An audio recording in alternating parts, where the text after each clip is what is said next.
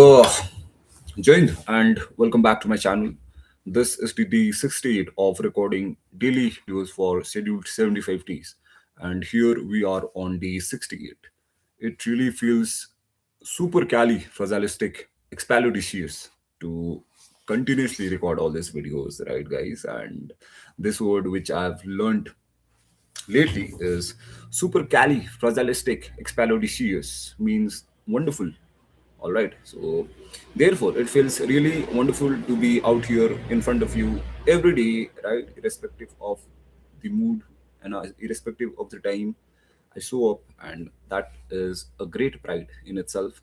And I take it as one advantage, in life, coming to you all and speaking and spreading few whatever little knowledge I have. And I refer to the content, yet in that process I also gain a lot of knowledge, right? And in fact, I have gained a lot of confidence in, you know, over a period of time from day one to day 68. I can see a lot of change in myself. Therefore, without any further ado, let us just start our today's video.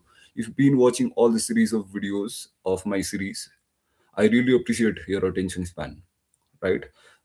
In this time, watching this kind of boring videos, or for that matter any lectures, right, it's very rare. And the one who embrace this boredom will go very far in life, at least in this 21st century. All right, I may not guarantee you this same attention span would take you far uh, in 20th century, 19th century, because the crowd was not that much distracted like it is distracted as of now. All right, so a lot of advantage.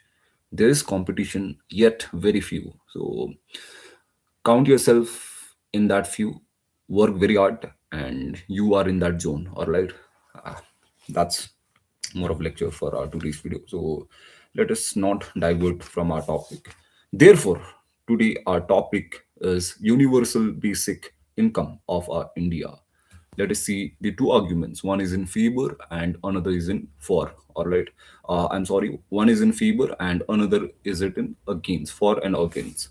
So let us see all the narratives, counter narratives for that matter. So let us start our today's video. See, universal basic income is often framed as a way to provide safety measures net by giving every citizen a fixed amount of money, unconditional sum of the capital, bare minimum for that matter, which they can utilize to run their household. All right.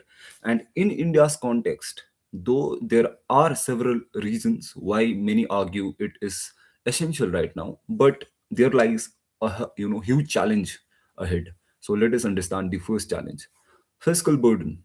India's population is very massive, it's enormous, voluminous for that matter, right?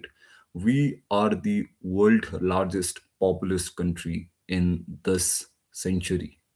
The time when I speak to you, we might be leading with thousands of people again, right?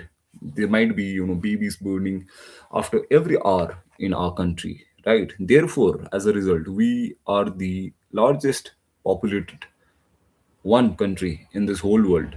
Therefore, even a modest universal basic income plan would give enormous burden to the government, and it would increase the expenditure, straining public finance and resources. That's the first challenges.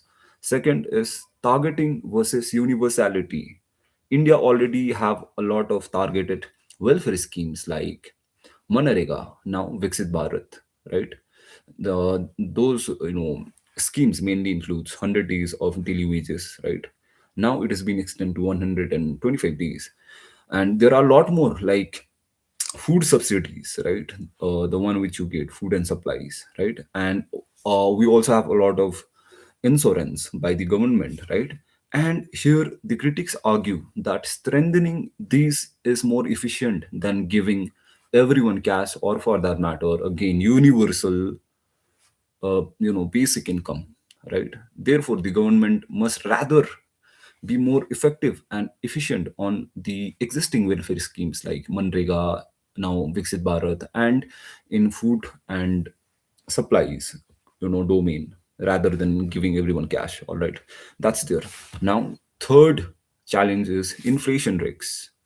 A sudden injection of cash among the population across the whole country could drive up prices very high, right? The prices might be skyrocketing, especially in rural areas where supply chains are very fragile. When there is no road and transport, what does it cause? For a simple example, right? The Maggie which you would get in the market, right? It would cost you around 16 rupees, if I am correct. But the same Maggie, if you go in high altitude, example, India's highest altitude place, Sandakpur, or for that matter, Sikkim, North Sikkim, it would cost you around 60 rupees. And although I've very controversial, yet it again varies from shopkeeper to shopkeeper. But the prepared Maggie would cost you around 100 rupees, right? So all those kind of thing. Why is it happening?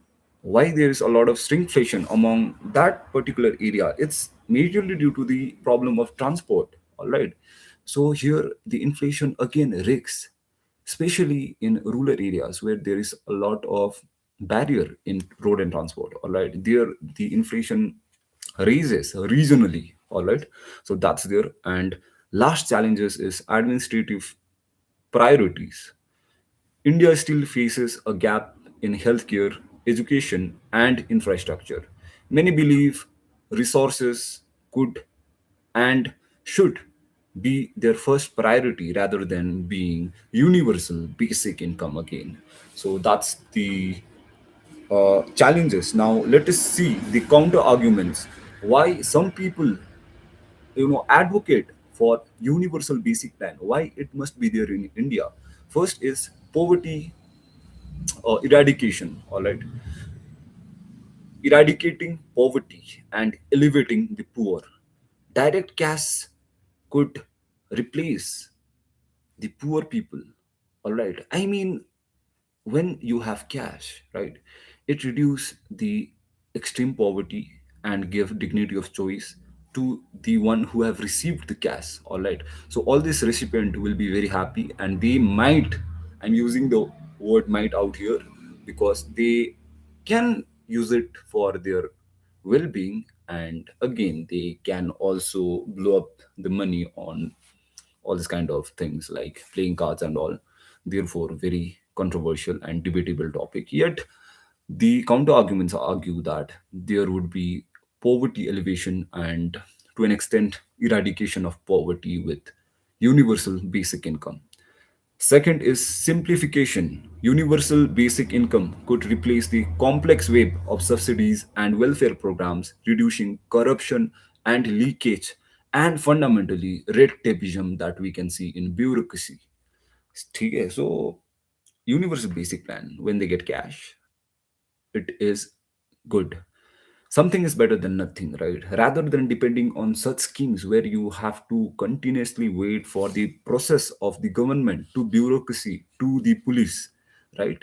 It becomes quite easy, on the other hand, to receive simple cash and you can utilize that well for your rest of the life rather than waiting for such schemes like 100 days. You have to wait for that sanction again, you have to wait for that contractor where the ground level ground worker, right, ground level ground level labor, they're dying out of hunger. And here the government keep on sanctioning, and which we know now as the red tapeism, right? So to avoid all those things, again the counter arguments argue that the universal basic income must be out there. And last is future of work. With automation and informal labor challenges, universal basic income could provide stability to workers displaced by technology. That's there. Now let us see the middle part of both these counter arguments and as well as the arguments. Some economists suggest quasi universal basic income models for India. First we have had was targeted basic income only for the poorest household. All right, not to middle class, not to the lower middle class, not to the upper middle class, and not definitely to the people who are beyond middle class, but to the poorest layer of our society. So the targeted basic income must be only be available to the poorest of the poorest in our society. That's the middle path given by the economist of our country. And second is pilot programs in specific states. One example I can give you of is Madhya Pradesh, where the model of pilot programs ran effectively and it was a huge success with positive outcomes, right? So it can be done in other states as well gradually.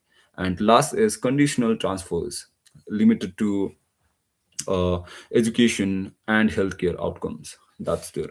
So this universal basic income may not be essential in India's current stage of development, yet it remains a provocative act and the notion for the long term of our social security and for the welfare of our poor society and for that matter the whole country. So that's there for our today's video. If you've been watching till the end, may God bless all of you and all your efforts. I really appreciate your attention span, and again I would use the word so that I could retain it in my brain. The experience talking with you all every night is supercalifragilisticexpialidocious. Thank you so much for watching this video. Joined, and may God bless all of you.